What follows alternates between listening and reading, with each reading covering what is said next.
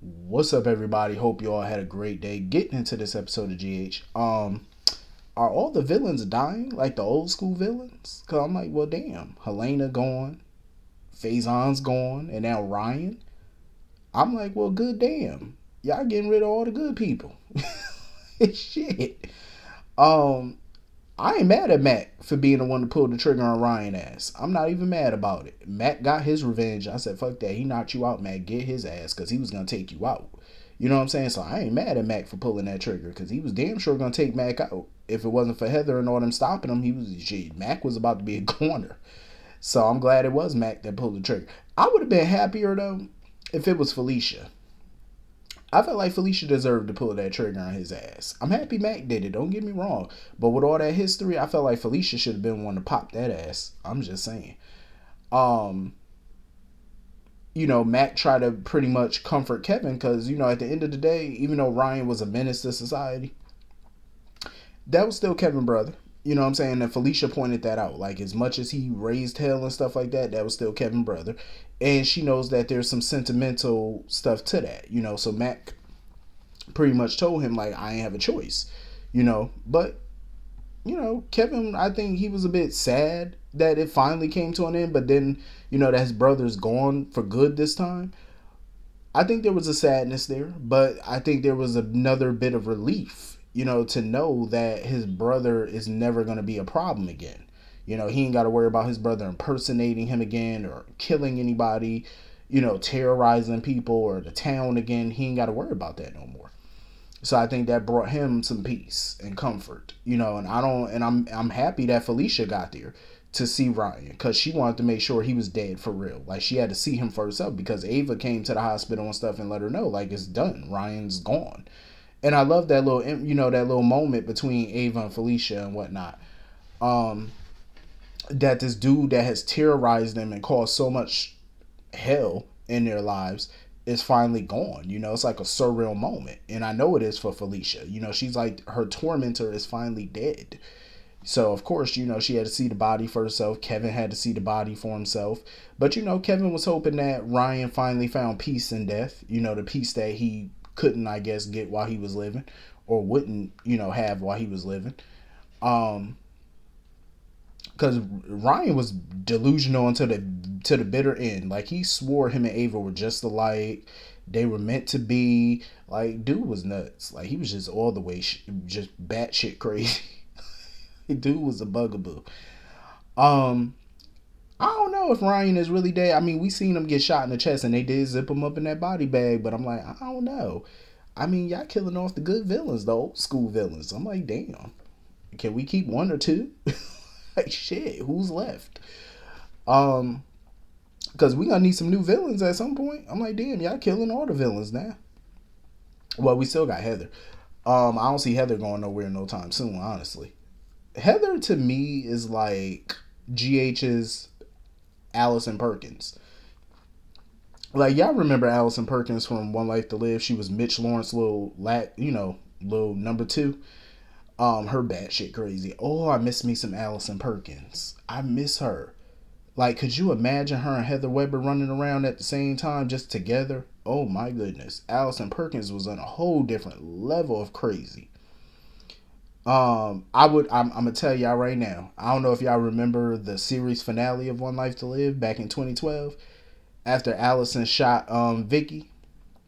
This bitch, Allison, was dancing around the living room with that gun, and this bitch was singing a song. This bitch said, "My aim is true."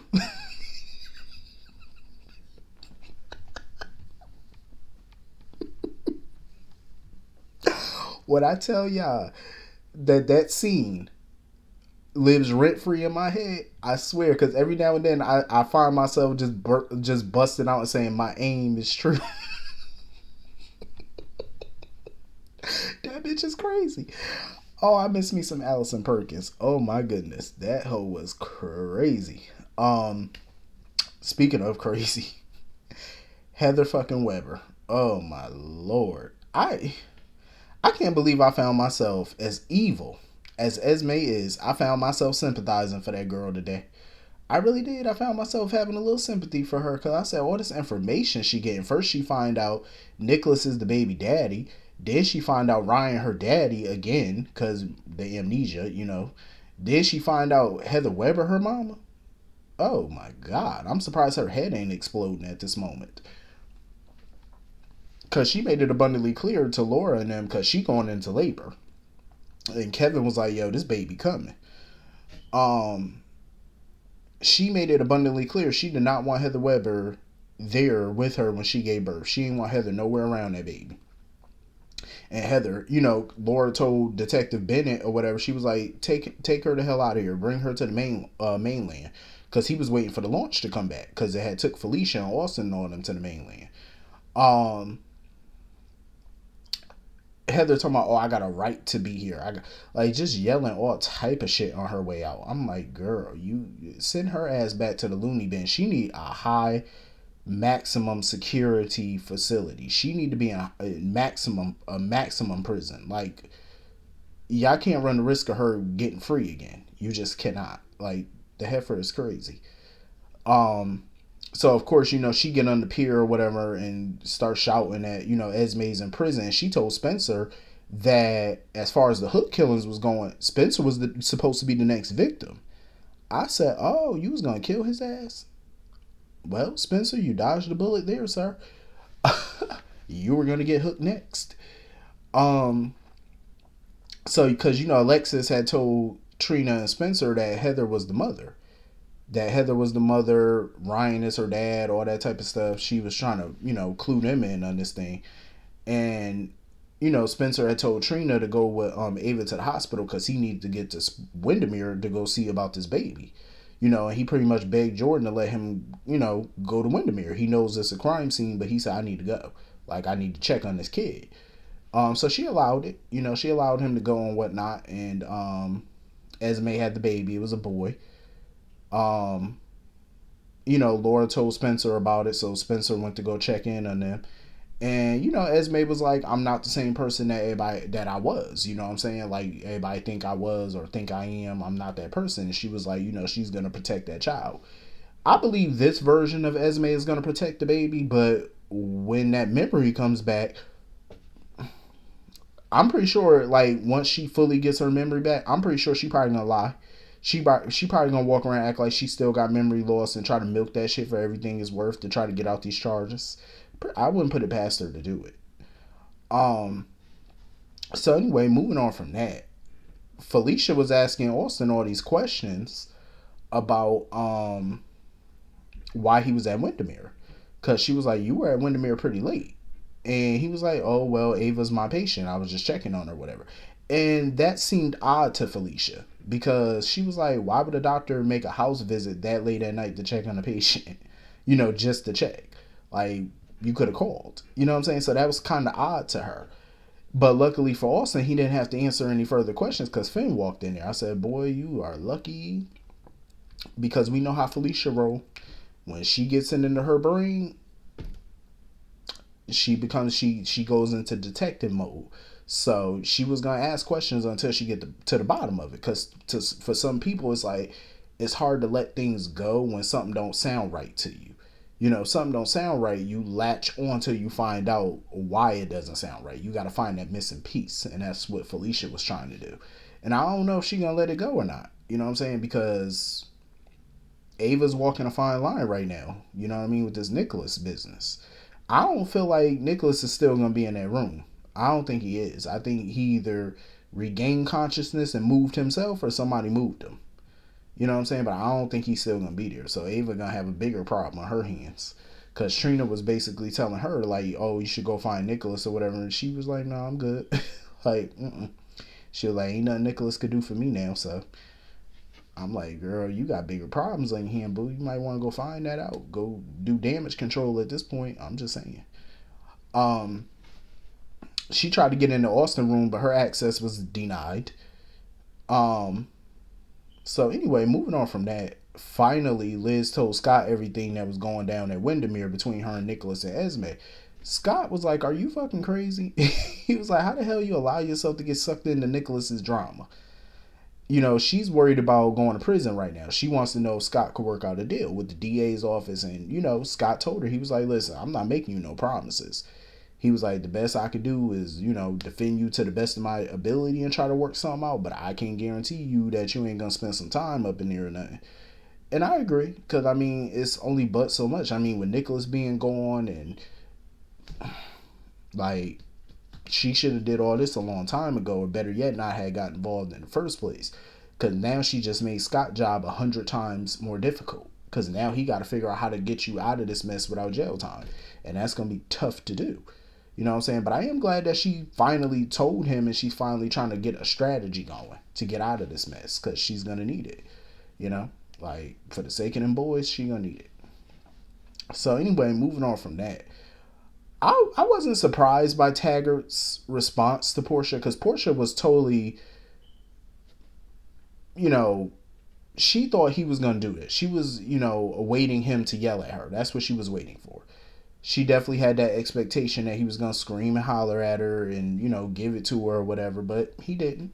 He took a more calmer approach. But before I get into that, her brother Zeke was on the phone with her and stuff, and she was, thanking him for not judging her or whatever. And, after telling him what happened, and he was like, oh, you need me to come back to Port Charles or whatever, she said, no. Portia, ma'am, we need Zeke, we need your daddy, we need your mama to come on this show. Like, I want to see them full time, because I feel like we get some good ass drama out of that. Don't tell him no. Tell him to bring his ass back to Port Charles. Like, what the hell is wrong with you? Because I'm quite curious about Zeke's past, like, because we don't exactly know what he does, and I'm kind of curious about what exactly does he do, and what's his background like. I think that'd be interesting. So anyway, I'm not mad at Taggart, because I felt like we saw two different parts. You know what I'm saying? We saw Curtis's part, which was predictable, because we knew Curtis was going to be pissed and he was going to walk out. That was predictable. But to see Taggart, it's like compare and contrast. You know what I'm saying? He has a very different, more laid back approach, and he made it abundantly clear to Portia. Yes, he is angry with her. He's upset with her, but yelling and screaming at her, what is that gonna do? You know what I'm saying? It's not gonna change anything. You know what I'm saying? The cat is out the bag, it's there. And besides that, for him, nothing has changed. You know what I'm saying? Like, Trina's still his daughter. He doesn't give a damn what anybody says. He doesn't care what a DNA test says. He doesn't care. Because Portia was wondering if Trina wanted to find out who her dad was. And he was like, well, she didn't tell it to me, so I don't know. And for him, it just does not matter. Even if she does get a DNA test or whatever, it doesn't change nothing for him. And I respect that. I totally respect that. Because at the end of the day, he's her dad. He raised her. He was there for her. He's her father in every way that counts. So it doesn't matter what a piece of paper says. It doesn't matter what biology says. That's her dad. And he was just like, the family dynamics don't change. Portia better be lucky that Taggart didn't lay into her like everybody else is doing. You know what I'm saying? Because Trina at this point wants nothing to do with Portia.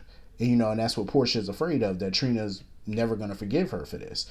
I think at some point she will. It's going to take up some time. You know what I'm saying? Because the girl is already questioning where she comes from, who she is, and that's not a good thing.